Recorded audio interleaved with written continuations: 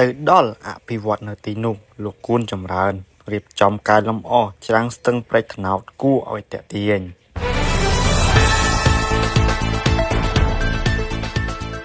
អភិបាលខេត្តកណ្ដាលលោកគួនចម្រើនបានដឹកនាំមន្ត្រីជំនាញពាក់ព័ន្ធនិងមន្ត្រីបច្ចេកទេសចុះពិនិត្យអនុភាពដំណើរការសាងសង់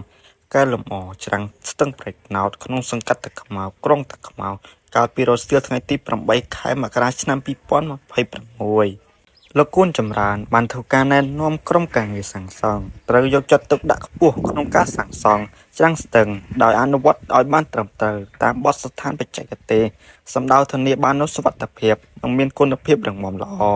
ព្រមទាំងសាងសង់ឲ្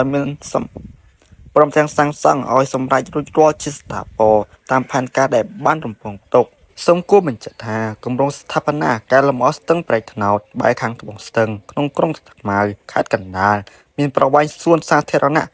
590ម៉ែត្រនិងគ្រឿងបង្គុំថ្មីប្រវែង450ម៉ែត្រក្នុងនោះបានរៀបចំចំនួន3ថ្នាក់បើតាមរដ្ឋាភិបាលខេត្តកណ្ដាលគម្រោងនេះនឹងត្រូវបិទបញ្ចប់ការសាងសង់ 100% នៅចុងឆ្នាំ2026នេះ